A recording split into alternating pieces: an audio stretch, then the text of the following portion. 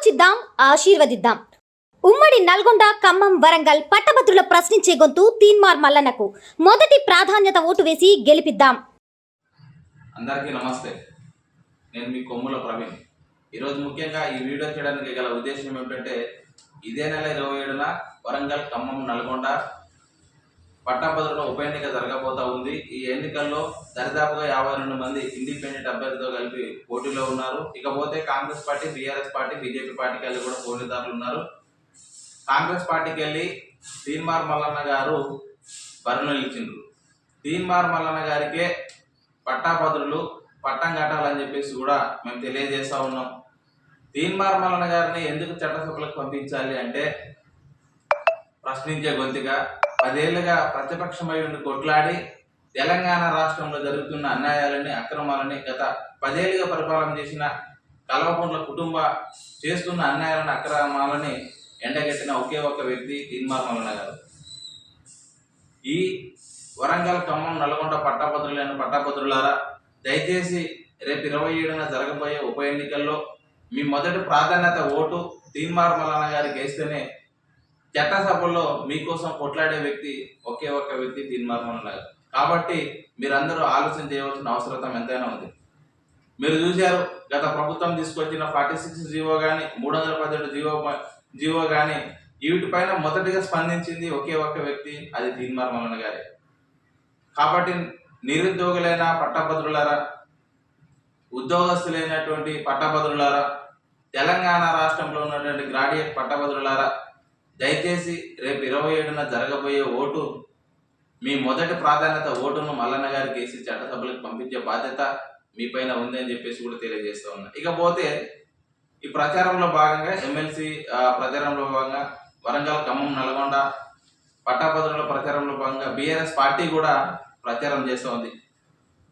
ఈ ప్రచారంలో భాగంగా కేటీ రామారావు గారు తీన్మార్ మల్లన్న గారి పైన కొన్ని అబద్ధపు మాటలు మాట్లాడుకుంటూ రావడం జరుగుతూ ఉంది. మీరందరూ చూస్తూనే ఉన్నారు. ఇకపోతే మల్లన్న గారిని కేటీ రామారావు గారు బ్లాక్ మెయిలర్, చోటా నాయం అని చెప్పేసి కూడా ఇట్లా మూర్ఖత్వపు మాటలు మాట్లాడటం జరుగుతూ ఉంది. అయ్యా కేటీ రామారావు గారు, నేను మీకు ఒక సవాల్ విసురుతా ఉన్నా. ఆల్రెడీ తీన్మార్ మల్లన్న గారు కూడా మీకు సవాల్ విసిరిండ్రు. అదేమనగా, తీన్మార్ మల్లన్న గారు అనే వ్యక్తి ఒకవేళ మీరు అన్నట్టుగా ఒక్క బ్లాక్ మెయిల్ చేసినా, ఒకరిని బెదిరించినా, ఒకరి దగ్గర డబ్బులు తీసుకున్నట్టుగా ఎవిడెన్స్ ఉన్నా మీరు బయట పెట్టగలిగితే, విత్ ఎవిడెన్స్ తీసుకురాగలిగితే ఈ ఉప ఎన్నిక నుంచి తప్పుకుంటానని చెప్పేసి కూడా సవాల్ విసిరిండ్రు. అదే విధంగా నేను కూడా మీకు ఒక సవాల్ విసురుతా ఉన్నా.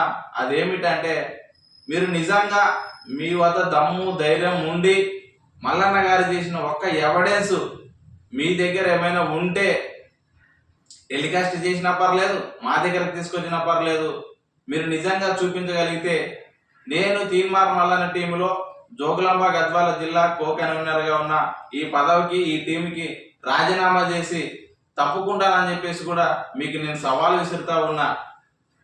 మీరు నా సవాల్ని స్వీకరించి మరి తీసుకొస్తే బాగానే ఉంటుందని చెప్పేసి కూడా కేటీ రామారావు గారికి తెలియజేస్తా ఉన్నా. అదేవిధంగా ఈ మధ్య కాలంలో ఇదే బీఆర్ఎస్ ప్రచారంలో భాగంగా ఆర్ఎస్ ప్రవీణ్ కుమార్ గారు కూడా తీన్మార్ మల్లన్న గారి పైన కొన్ని తప్పుడు ప్రకటనలు, కొన్ని తప్పుడు మాటలు మాట్లాడుతూ ఉన్నారు. అయ్యా ప్రవీణ్ కుమార్ గారు, తీన్మార్ మల్లన్న గారి పైన 56 కేసులు ఉన్నది వాస్తవమే.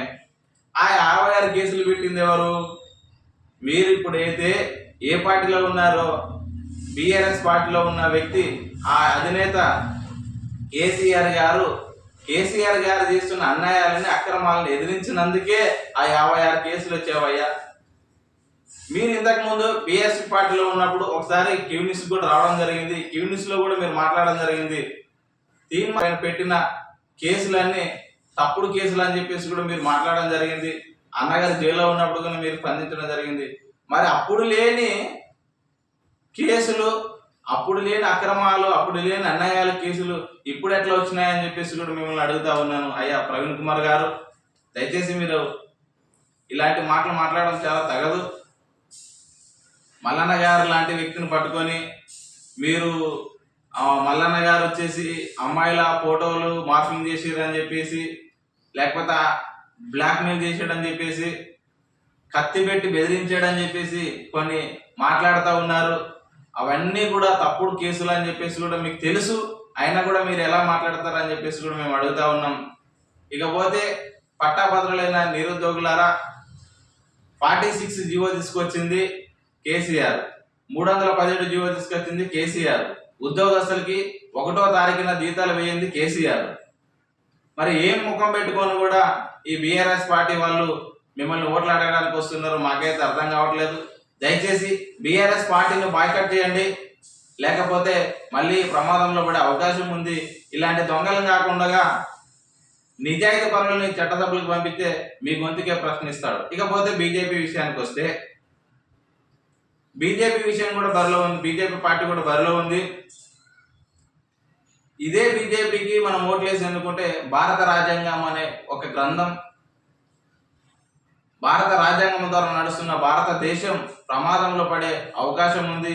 ఆల్రెడీ కొన్ని సభలలో కూడా ప్రధాని మోడీ గారు కానీ అమిత్ షా గారు కానీ రిజర్వేషన్లు ఎత్తేస్తాం, రాజ్యాంగాన్ని రద్దు చేస్తామని చెప్పేసి మీరు అన్న మాటలు వినే ఉంటారు. కాబట్టి దయచేసి బీజేపీ ప్రభుత్వాన్ని కూడా, బీజేపీ పార్టీని కూడా మీరు బైకట్ చేయవలసిన అవసరత ఎంతైనా గ్రాడ్యుయేట్స్ల పైన, ఈ వరంగల్, ఖమ్మం, నల్లగొండ పట్టభద్రులపై ఉందని చెప్పేసి కూడా తెలియజేస్తూ, రేపు 27న జరగబోయే ఉప ఎన్నికల్లో మీరందరూ దయచేసి తీన్మార్ మల్లన్న గారికి మీ మొదటి ప్రాధాన్యత ఓటు వేపించి అన్నగారిని చట్టసభలకు పంపించే బాధ్యత మీపై ఉందని చెప్పేసి కూడా తెలియజేస్తూ నేను ముగిస్తున్నా. Thank you.